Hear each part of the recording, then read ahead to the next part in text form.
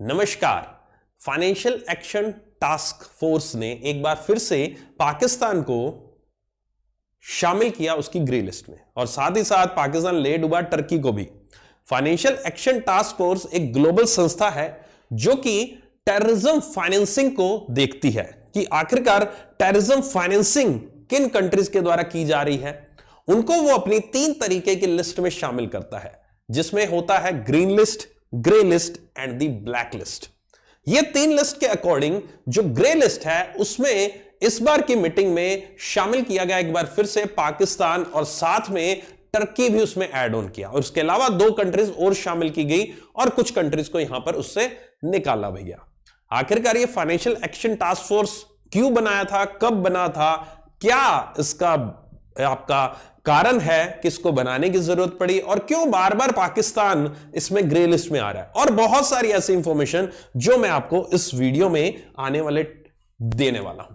इस वीडियो के अंत तक बने रहिएगा मेरे साथ, बहुत ही अहम जानकारी आपको मिलेंगी। और चलिए शुरुआत करते हैं इस वीडियो की।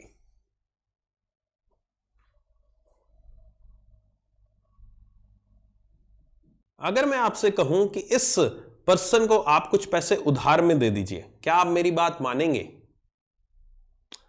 आप एक बार सोचेंगे जरूर कि क्या यह पर्सन जिसको मैं पैसा दे रहा हूं, क्या यह पैसा मुझे लौटा पाएगा या नहीं। इसने पहले अगर पैसा लिया हुआ तो क्या किसी को लौटाया है या नहीं, और मेरा पैसा कहीं डूब तो नहीं जाएगा। सेम इसी तरह की सिचुएशन जो है वो सामने आती है वर्ल्ड बैंक, आईएमएफ, एडीबी और ना जाने कितने ग्लोबल लेवल पे जो बैंक्स हैं। और इन संस्थाओं की मदद के लिए एक ऐसी संस्था बनाई गई है जो इस तरह का चीजों के लिए रिकमेंडेशंस जो हैं वो देती है इन बैंक्स को।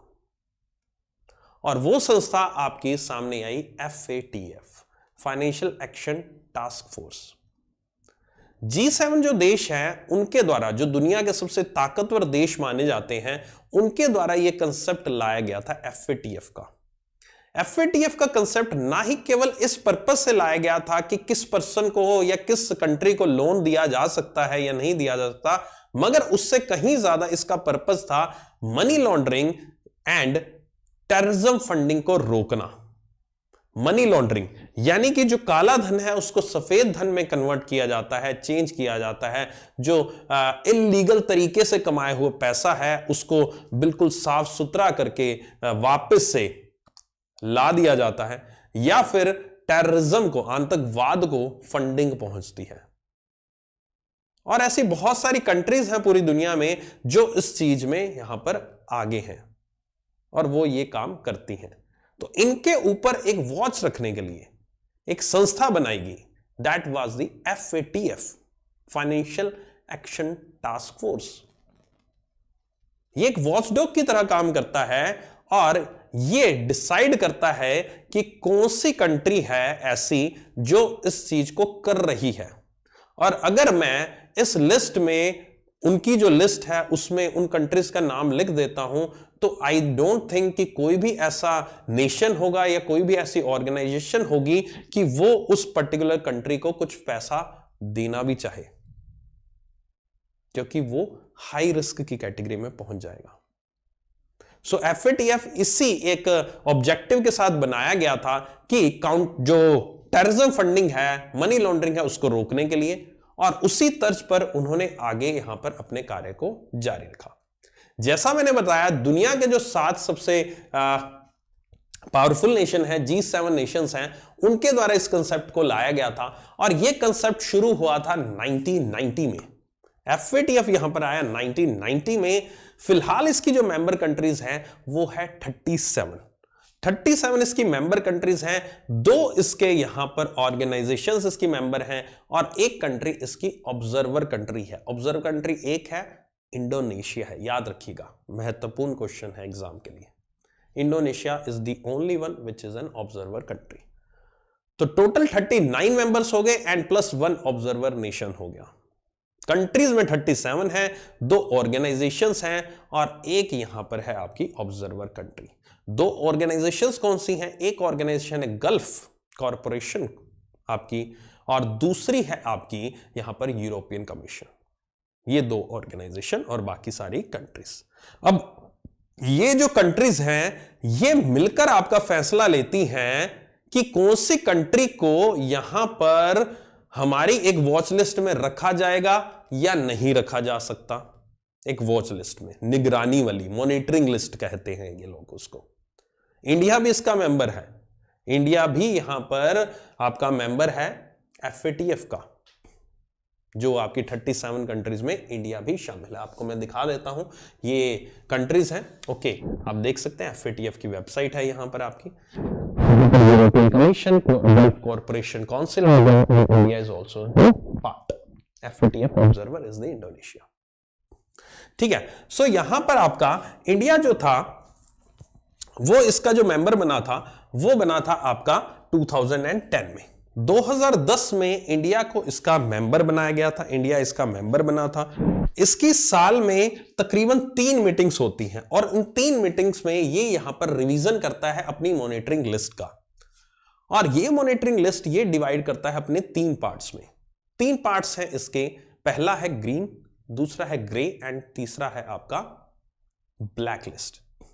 ग्रीन लिस्ट यानी कि हरी झंडी दी गई है इन देशों को, और अगर किसी देश का नाम ग्रीन लिस्ट में शामिल होता है तो वर्ल्ड बैंक हुआ, IMF हुआ, या कोई भी ऐसा दुनिया में जो प्रचलित बैंक है, वो इन कंट्रीज को लोन देने से पहले इतना ज्यादा नहीं सोचता, क्योंकि FATF ने उसको पूरा अच्छे से एनालिसिस किया होता है उसका, in respect to the money laundering and the terrorism funding, कि जो पैसा आप उन कंट्रीज को दोगे कहीं वो पैसा कुछ इलीगल वे के लिए तो यूज नहीं किया जाएगा। मेन बात ये है, ठीक है, मेन इश्यू ये है। और अगर किसी इलीगल के लिए यूज किया जा सकता है कोई पैसा, तो वो पैसा आने का चांसेस भी कम होता है। दूसरी लिस्ट आती है ग्रे लिस्ट। ग्रे लिस्ट जिसमें पाकिस्तान सिंस 2008 अब तक केवल 2 बार ही इस ग्रे लिस्ट से बाहर आया है। बड़ी अजीब सी बात है कि पाकिस्तान कंटिन्यूसली हर एक वर्ष यहां पर आपका शामिल हो जाता है। हर एक वर्ष नहीं कहूंगा, साल में 3 मीटिंग्स होती हैं और तीनों बार पाकिस्तान यहां पर शामिल हो जाता है। और 2008 में पहली बार पाकिस्तान इस ग्रे लिस्ट में आया था, और केवल 2 साल ऐसे थे जो कि 2009 और 2016 थे जब ग्रे लिस्ट से बाहर ग्रीन में आया था। अब ग्रे लिस्ट और अगली है ब्लैक लिस्ट, दोनों में डिफरेंस क्या है? ब्लैक लिस्ट पहले समझा देता हूं, ग्रीन में समझा चुका हूं। ब्लैक लिस्ट का मतलब यह है कि बिल्कुल से पूर्णतया उस कंट्री के ऊपर बैन लगा दिया गया। कोई भी जो ऑर्गेनाइजेशन है, वर्ल्ड बैंक हुआ या कोई भी बैंक हुआ, कोई भी और कंट्री हुई, उस कंट्री को बिल्कुल भी कतई लोन नहीं देती, उस पर बिल्कुल क्रॉस लग चुका है।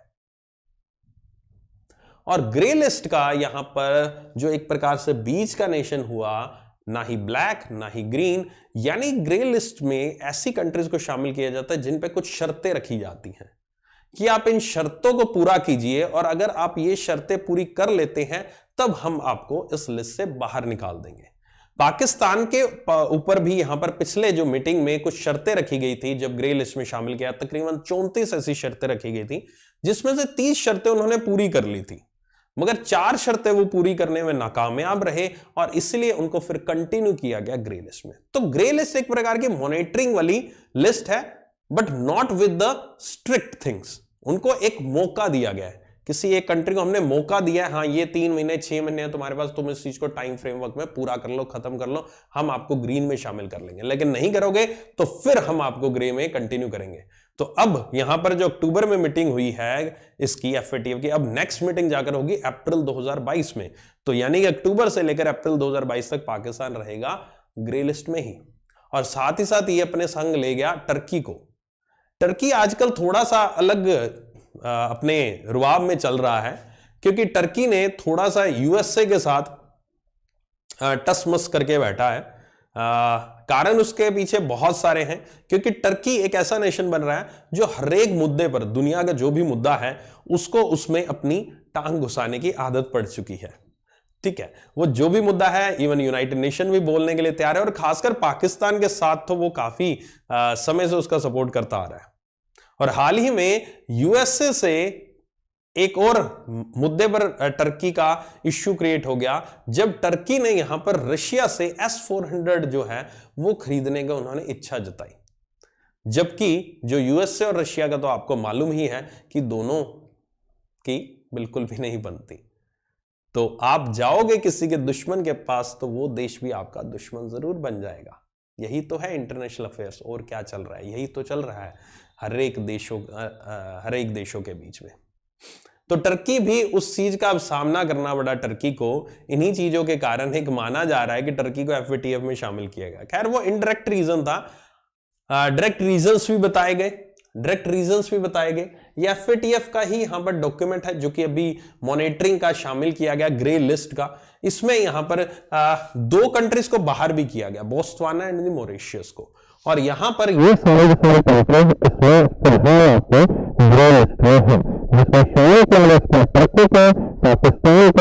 माली को भी, और जॉर्डन भी था उसमें। ठीक है, अब अगर मैं नीचे थोड़ा सा चलो, यहां पर पूरी कौन सी कंट्री को किस कारणवश यहां पर शामिल किया गया, ये टर्की के बारे में लिखा हुआ, टर्की को इस कारणवश इसमें शामिल किया गया। खैर ये इंपॉर्टेंट नहीं है इतना, आप इसको पढ़ना चाहो बाकी पढ़ सकते हैं, FATF की वेबसाइट पे जाके सारी डिटेल यहां पर मेंशन की हुई है। ओके,